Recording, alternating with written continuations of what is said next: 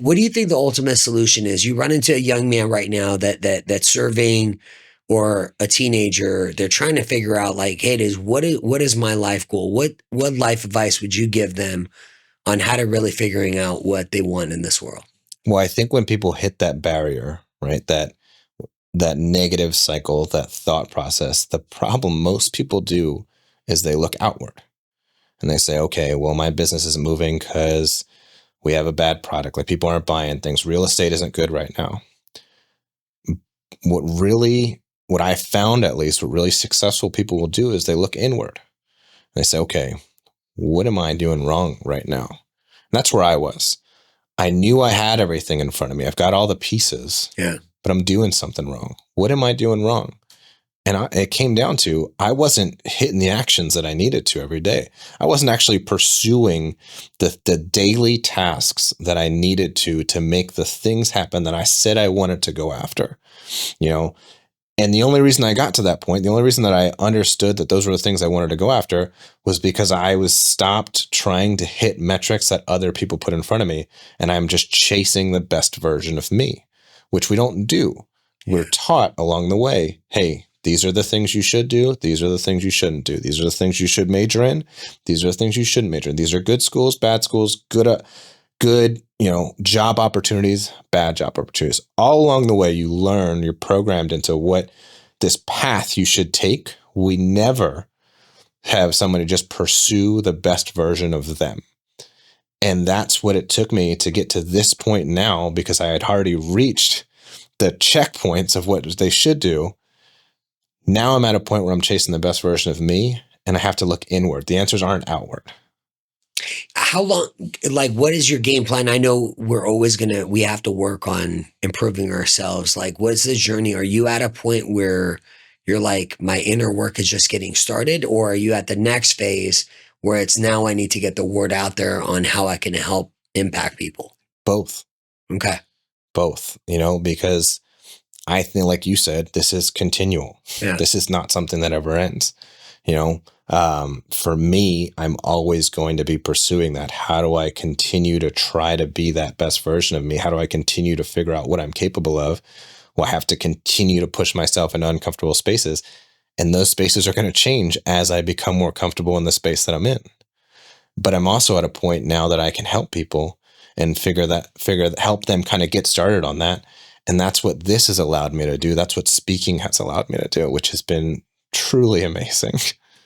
Yeah, it's anytime I meet someone now that they say, hey, I don't know how to be my authentic self and get my voice out there, you're the example of what you can do. Just like, hey, if you give it effort, because how uncomfortable was it for you? Like when you really dig in and you look back, how uncomfortable did you have to get to this point of sitting in that chair? Wildly uncomfortable. Really? Man, I don't know the best way to describe it. Like I said, some of these chapters when I was writing them took all of me. Like, when you're just completely drained, emotionally and physically, like everything, like you feel like you have nothing left. That's how that felt for me, pulling some of the stuff out of me because I had it buried so deep. And the idea of sharing that with the world, the idea that you could go on Amazon and then just buy these stories that I wrote down that I've hidden for years, like it took all of me. So how does it feel when you put that into actual words mentally? What did it feel like? It's a shift. It's not about me. I was too focused on how I was feeling. I was too focused on what other people's perception of me would be. It's a shift because I'm not trying to please everybody. I'm trying to hit somebody that'll read this and be like the message I got yesterday, which somebody messaged me on Instagram and said, hey, I just finished your book. I want to tell you, like, thank you. I'm at this age. You were doing this when you were this age. It shows me I can do so much more than I ever imagined. That alone is enough justification for me doing this, because I got to impact one person who decided they wanted to message me on Instagram and tell me about it. How many messages are you getting per week? People talking about the book? Because I saw you had a ton of people that shared it. I got 2 copies of my own.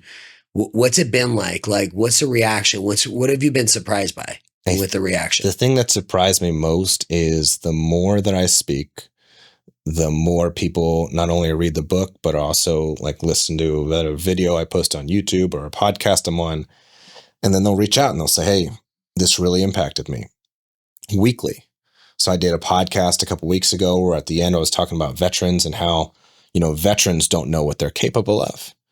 And then somebody shared that story and one of their friends reached out to them and said, hey, this was exactly what I needed to hear. I'm getting ready to get out the military. I've been trying to figure out what I want to do, and it's so tough because none of this seems right. But what you posted right there really hit me, and thank you. And that was 2 people away, and then that got sent to me. And that meant the world to me because that's all I want to do. Like, that's all I want this to do, is to be able to show people what you're capable of if you're willing to put in the work. Justin, that's crazy. I mean, and that's funny that you brought that up.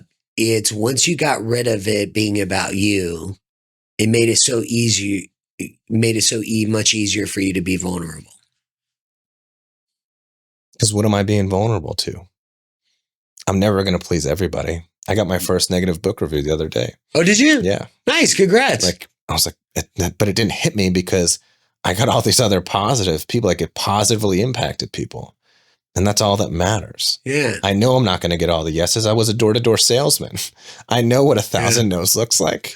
Okay, you want to hear the funniest thing? It's like, until you get the haters, you haven't made it. I'm like, is that what we're going for? Really? I want to accumulate haters. I'm like, all right. I mean, in perspective, that's a way I'm looking at it. You think about the most successful or powerful man in our country, the president. Half the country doesn't like him. How? Always. I'm not talking about our president right now. I mean, okay. in general, Okay, I got you. There's half of the population is going to disagree with whoever the president is. True. And yeah, you can't please everybody, and it's a hard lesson that I've learned, which is when you get in the people pleasing business, the one person you're going to displease is yourself. Yeah, 100%. If you enjoyed what you saw, like, share, comment, and forward to someone that this will bring value to. Thank you so much for all the support. We appreciate it.